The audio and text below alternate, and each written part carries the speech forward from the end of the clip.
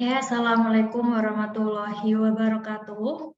Perkenalkan, nama saya Suci Ayu Sudari. Saya merupakan dosen dari Fakultas Ekonomi dan Bisnis Jakarta Global University. Nah, untuk kesempatan kali ini, saya akan memaparkan mata kuliah pengantar bisnis untuk bab akuntansi dan laporan keuangan.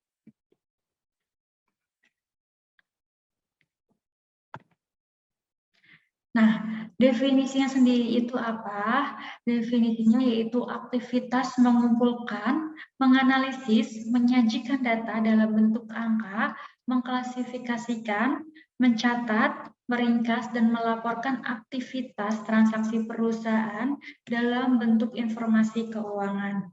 Jadi, laporan keuangan itu merupakan data yang berisikan informasi keuangan mengenai perusahaan tersebut. Kemudian informasi tersebut kita analisis dan kita klasifikasikan, kita catat dan kita laporkan. Selanjutnya, siklus akuntansi di sebuah perusahaan itu bagaimana?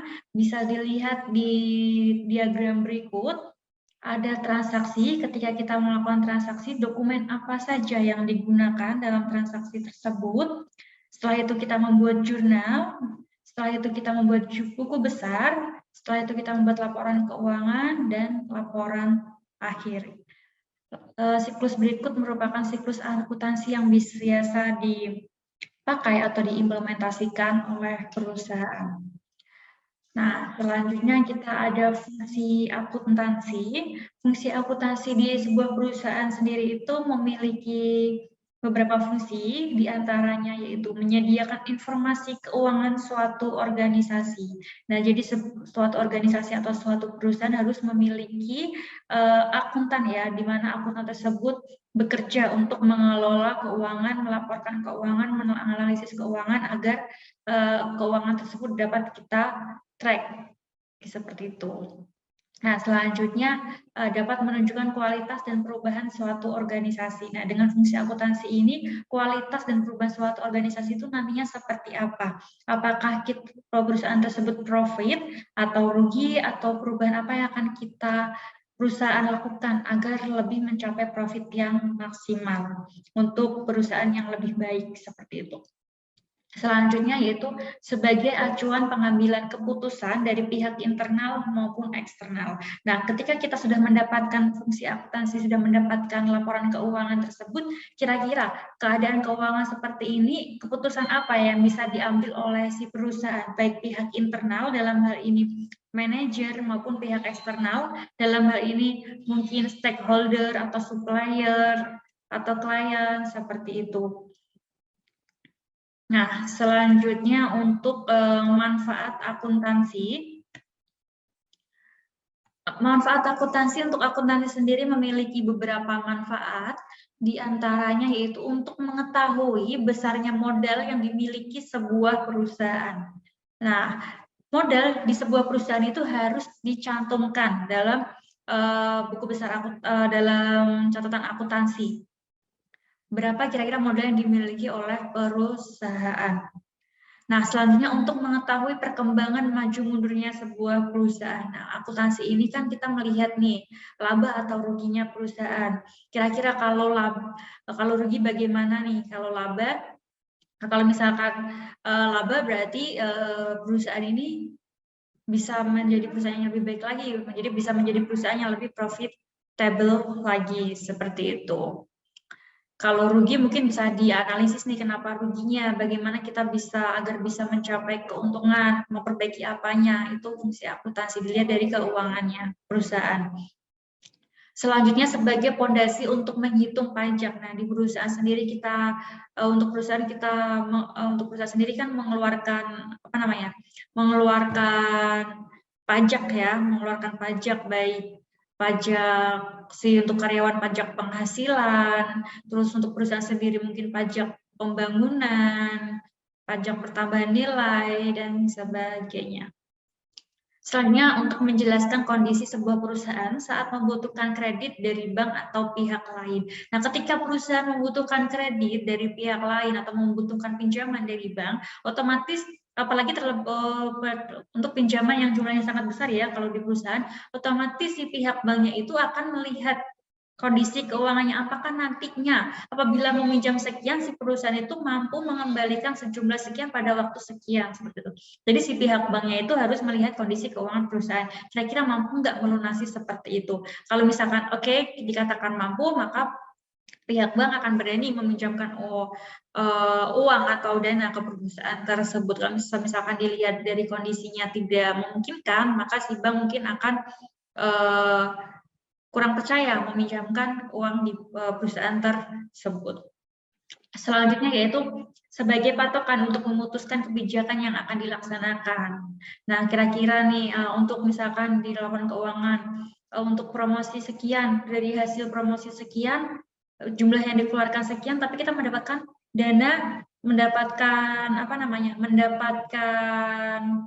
keuntungan lebih banyak nih daripada promosinya dengan harga lebih rendah. Nah, ini sebagai patokan-patokan nih di akuntansi untuk memutuskan kebijakan yang akan dilaksanakan.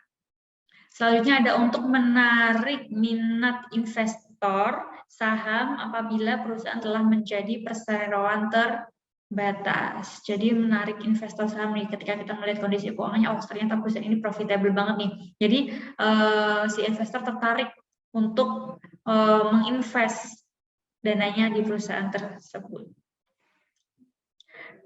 Nah, selanjutnya adalah nih pihak-pihak yang berkepentingan. Nah, kita dibedakan menjadi dua, ada pihak internal dan ada pihak eksternal.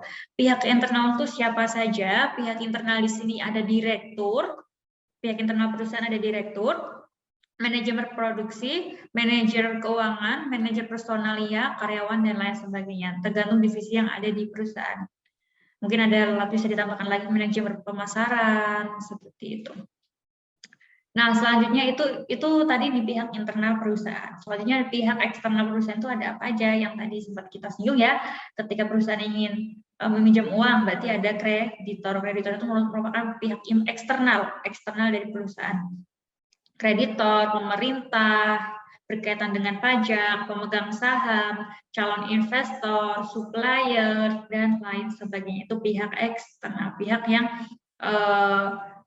ikut mengelola tapi tidak masuk ke dalam perusahaan tersebut, masuk langsung ke dalam perusahaan tersebut, itu pihak eksternal. Nah, selanjutnya tadi kita berbicara tentang akuntansi, sekarang kita berbicara mengenai laporan keuangan. Nah, laporan keuangan sendiri itu merupakan daftar yang menunjukkan posisi sumber daya yang dimiliki perusahaan serta informasi perolehannya.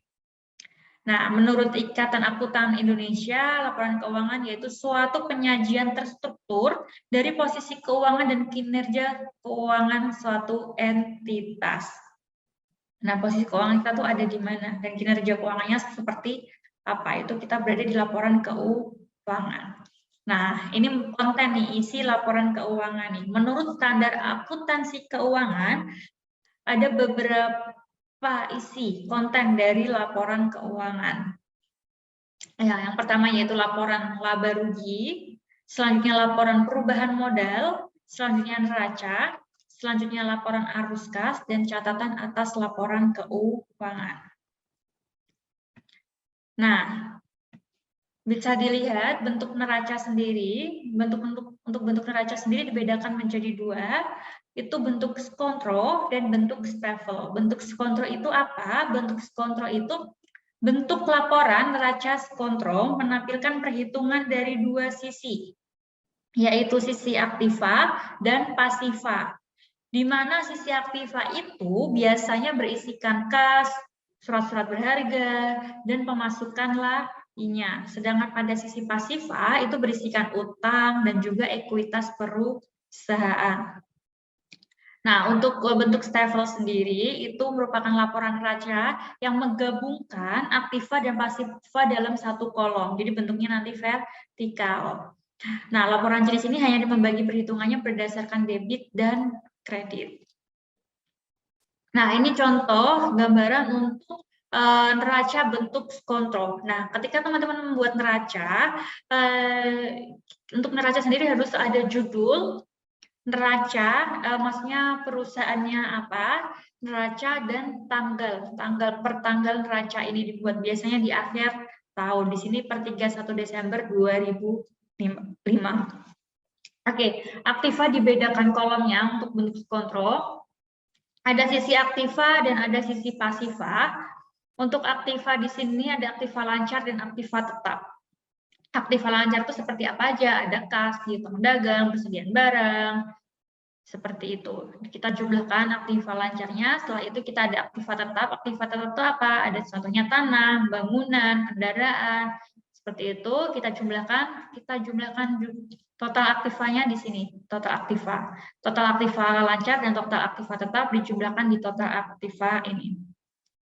Selanjutnya kita ke pasiva yang seperti dikatakan tadi, pasiva itu berisikan utang dan modal. Utang di sini dibagi dua, ada utang lancar dan utang jangka panjang, dan ada modal. Di sini kita tulis total pasiva. Dan untuk neraca, bagian aktiva dan pasiva itu harus sama jumlahnya, harus balance, harus seimbang. Di sini sama jumlahnya 1.900.000 dan 1.900.000. Itu contoh bentuk neraca kontrol. Nah, selanjutnya untuk bentuk stafel. Nah, ini membedakan hanya gambarnya, bentuknya, modelnya. Kalau yang tadi kontrol itu 2 kolom, kalau yang stafel ini jadi 1 kolom. Nah, ini ada nama perusahaan, ada neraca, dan ada tanggalnya. Biasanya di akhir tahun per 31 Desember 2018. Tabelnya di sini ada perkiraan atau akun, ada debit dan ada kredit.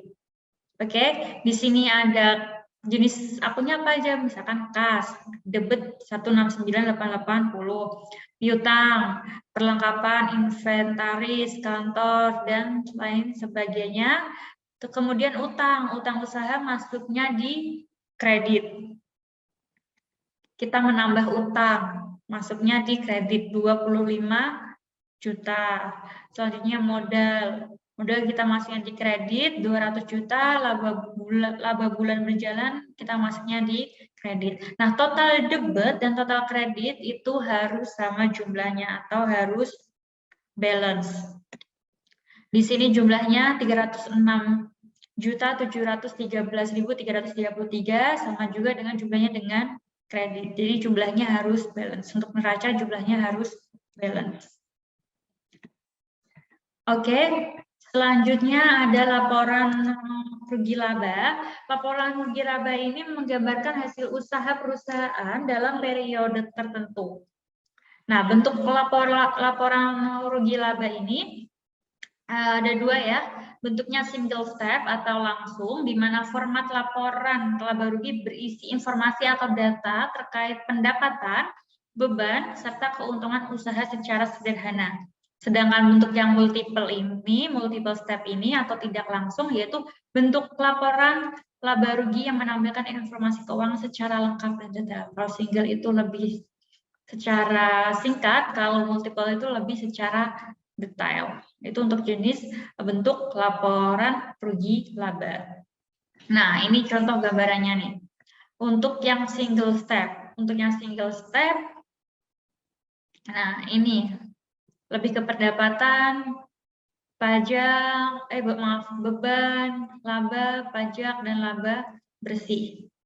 Nah, pendapatan kita masukkan di sini, pendapatannya itu terdiri dari apa? Penjualan dan pendapatan sewa ditotalkan di sini 791.500.000 rupiah. Selanjutnya bebannya ada apa aja? Ada harga pokok penjualan, beban administrasi, beban bunga, beban lain-lain bersih. Total bebannya di sini diletak di sini 351 juta. Selanjutnya ada laba ditambahkan di sini, pajak ditambahkan di sini, seperti itu, dan laba bersihnya sekian. Jadi laba sebelum pajak itu 791.500 ditambah dikurang bebannya. Jadi pendapatan dikurang bebannya 351 juta, hasilnya 440.500.000 rupiah, dikurangkan dengan pajak, karena pajak perusahaan harus mengeluarkan uang kan untuk membayar pajak, Jadi laba bersihnya itu yaitu Rp308.500.000. Ini untuk single step. Cara-cara untuk single stepnya membuat laporan rugi labanya. Nah, itu untuk yang multiple, ini lebih detail, sangat mendetail. Nah, ini lebih terstruktur ya, lebih terstruktur. Nah, ini ada pendapatan penjualan, ada harga pokok penjualan, ada beban operasi, ada pendapatan keuntungan lain-lain, ada beban dan kerugian lain-lain, laba sebelum pajak penghasilan, dan laba bersihnya sekian. Ini ditulis secara lebih detail. Itu untuk bentuk multiple step. Lebih ada tambahan-tambahan akun lainnya. Oke, next selanjutnya untuk formatnya, format laporan rugi laba itu harus ada format headernya, ada identitas perusahaan, tulisannya laporan rugi laba, dan periode berjalannya itu kapan. Selanjutnya komponen utama itu terserah perusahaan ya mau membuatnya dalam bentuk single step atau multiple step, tapi konten utamanya itu harus mencakup total pendapatan, total beban, dan laba atau rugi. Pokoknya ada pendapatan dan beban. Selanjutnya, apa sih tujuan laporan keuangan di perusahaan? Nah, tujuannya itu memberikan informasi jumlah aktiva kita di perusahaan tersebut ada berapa. Selanjutnya, memberikan informasi jumlah hutang dan modal perusahaan. Selanjutnya, memberikan informasi jumlah biaya dan jenisnya. Memberikan informasi kinerja manajemen. Memberikan informasi penting lainnya mengenai perubahan sumber ekonomi dan kewajiban. Mengungkapkan informasi lain yang berhubungan dengan laporan keuangan yang relevan untuk kebutuhan pemakai laporan. Nah, itu tujuannya. Dan mungkin sekian untuk pemaparan akuntansi dan laporan keuangan untuk mata kuliah pengantar bisnis sesi ini. Sekian dari saya, maaf bila ada kekurangan dalam penyampaian. Semoga teman-teman paham mengenai materi yang disampaikan untuk sesi ini. Sekian dari saya. Assalamualaikum warahmatullahi wabarakatuh.